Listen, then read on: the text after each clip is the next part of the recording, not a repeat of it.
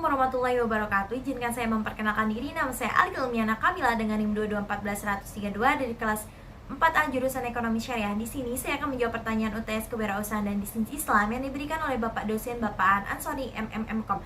Yang pertama, mengenai cara menerapkan perdagangan seperti yang diajarkan Rasulullah dalam era digital saat ini dengan cara menjunjung tinggi nilai keadilan dalam semua transaksi bisnis supaya kita tuh dapat kepercayaan dari konsumen. Kemudian memberikan produk atau layanan yang berkualitas dan bermanfaat bagi konsumen, mengutamakan kejujuran dalam semua aspek perdagangan seperti deskripsi produk, harga, dan janji yang diberikan kepada pelanggan, membangun hubungan yang baik dengan pelanggan, pemasok, dan mitra bisnis lainnya berdasarkan prinsip saling menguntungkan dan saling menghormati. Kemudian memastikan bahwa semua transaksi bisnis halal sehingga konsumen tidak ragu dalam membeli produk. Mengelola bisnis dengan bijaksana dan bertanggung jawab termasuk dalam hal pengelolaan keuangan, pengelolaan resiko, dan pertimbangan sosial. Dan yang terakhir, memanfaatkan teknologi dalam bisnis untuk meningkatkan efisiensi operasional, akses pasar, dan layanan kepada pelanggan. Nomor 2, mengenai ada tidaknya jual beli online zaman Rasulullah. Jadi zaman Rasulullah tuh belum ada yang namanya jual beli online.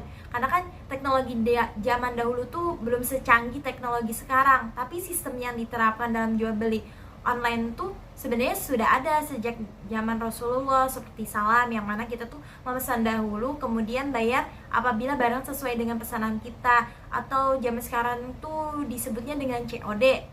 Kemudian yang nomor 3, mengenai benar tidaknya salah satu penyebab kegagalan adalah tidak meneladani Rasulullah.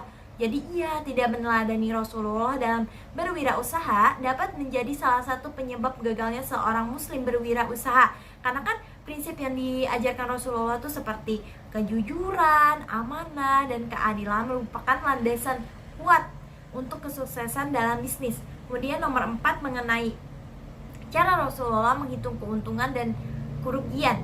Jadi sebagai entrepreneur muslim, Rasulullah menghitung keuntungan dan kerugian dalam berdagang dengan prinsip-prinsip kejujuran, transparansi, dan keadilan. Beliau memastikan bahwa setiap transaksi dilakukan dengan memperhatikan kepentingan pihak yang terlibat serta menghindari segala bentuk penipuan atau eksploitasi. Rasulullah juga menekankan pentingnya mematuhi aturan dan etika bisnis yang sesuai dengan ajaran Islam sehingga keuntungan yang diperoleh bersih dari unsur yang merugikan orang lain. Nomor 5, agar usaha tradisional tetap bertahan dengan perkembangan bisnis digital yang semakin cepat dengan cara meningkatkan pelayanan dan pengalaman positif pelanggan saat berbelanja di toko kita, menjaga dan memperkuat nilai-nilai tradisional sehingga itu tuh menjadi identitas toko kita, terus mengembangkan produk atau layanan baru yang sesuai dengan kebutuhan pasar dan mengikuti tren industri. Dan yang terakhir, dengan cara perlahan mulai beralih ke digital supaya usaha kita tuh tidak ketinggalan zaman. Nomor 6, mengenai proses pengembangan produk model usaha tradisional supaya diminati pelanggan dengan cara memahami kebutuhan, keinginan, dan perilaku konsumen melalui riset pasar yang menyeluruh.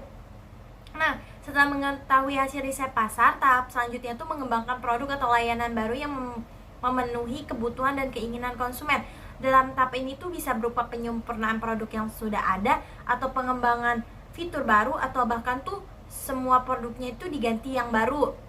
Nah, setelah mengembangkan produk tadi, kita uji tuh kepada konsumen apakah produk kita tuh sudah sesuai keinginan mereka. Kalau misalnya belum sesuai keinginan mereka, kita rancang dan kembangkan kembali produk atau layanan berdasarkan konsep yang telah diuji sebelumnya. Setelah selesai semua, barulah kita menyusun strategi pemasaran yang efektif untuk memperkenalkan produk atau layanan kepada konsumen.